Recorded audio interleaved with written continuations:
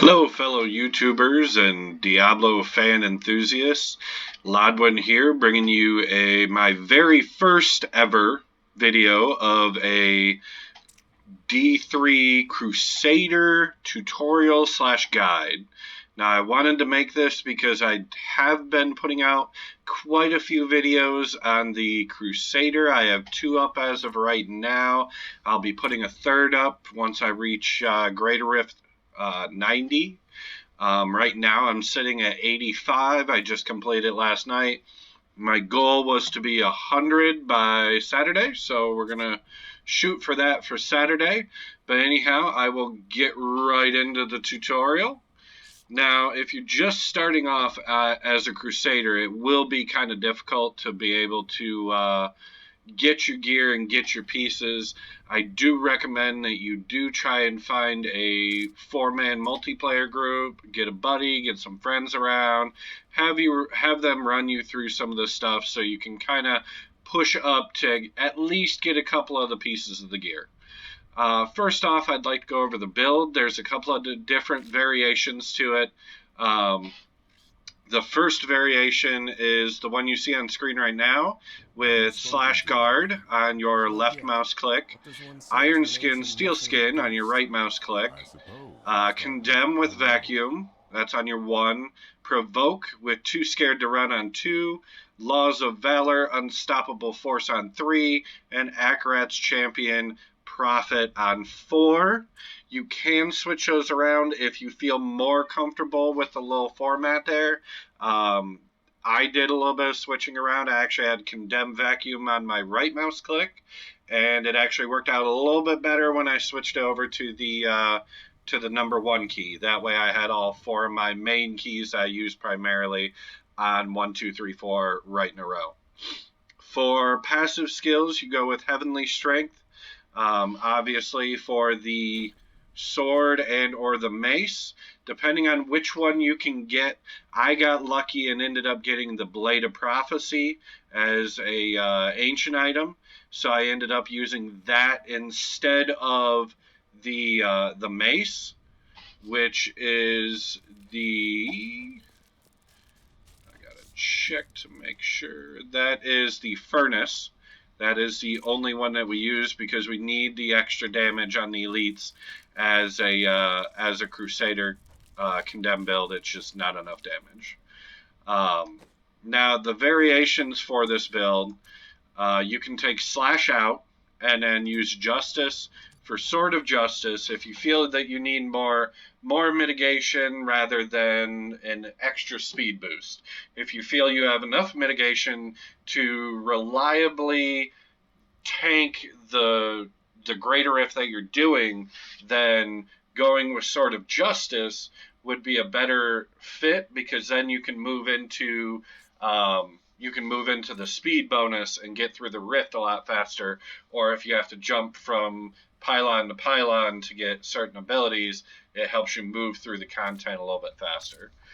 The other thing that you can switch around, and I do this regularly if I have to jump into a regular rift to do just some keystones and grab them really quick and get out, I change up the steel skin, iron skin for Steed Charge. Now, I use Steed Charge Endurance, that way I get a swifter move speed for the gaps in between the mobs where you're not getting anyone at all for mobs, and you just want to keep right on going. For the other passive skills, because I did kind of get off track there, Long Arm of the Law, Required, Holy Cause, and Finery. Your passive skills don't really change all that often, just the actual skills you can switch out here and there if need be.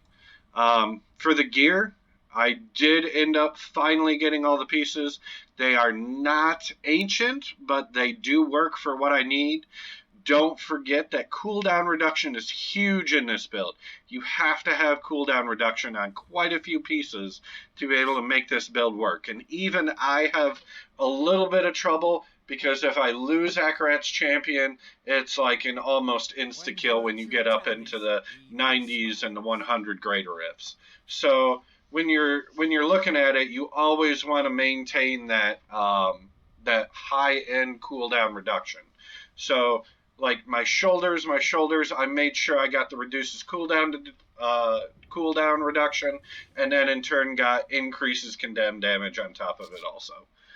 My current cooldown reduction is at 52.54. I feel for my playstyle, it's still a little bit on the low side.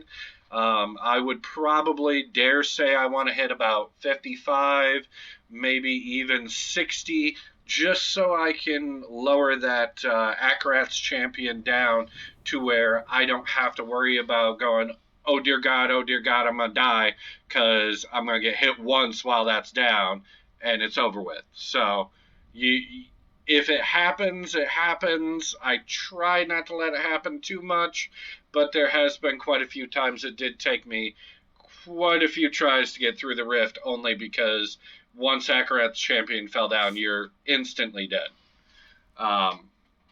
It does take 5 pieces of Akarat's Champion: helm, breastplate, shoulders, gloves, and amulet. Your belt is string of ears to reduce the melee damage. The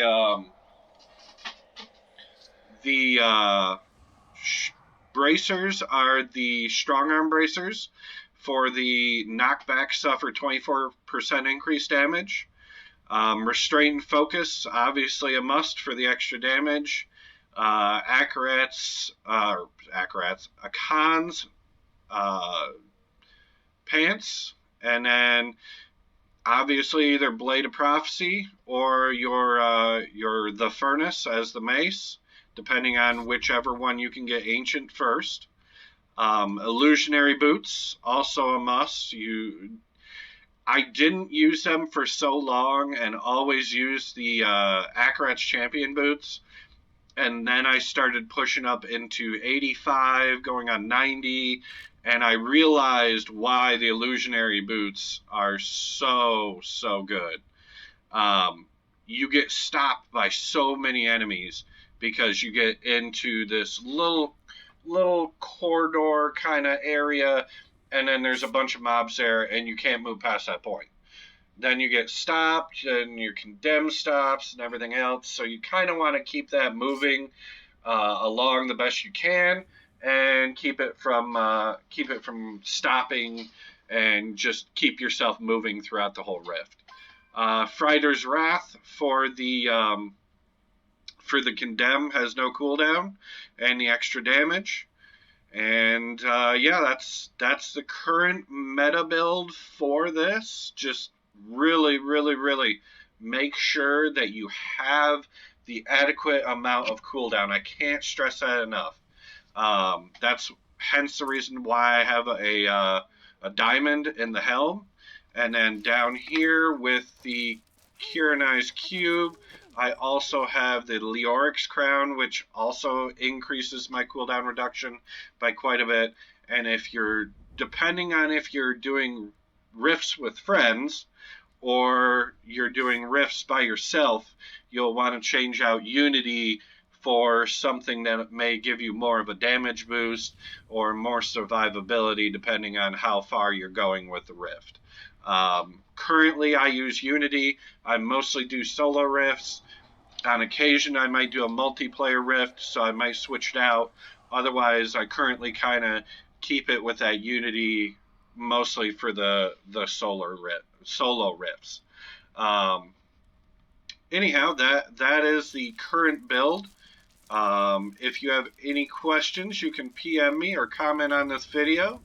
And thank you for watching. Please make sure you hit up a subscribe and a like if this video was helpful at all. And until next time, bye.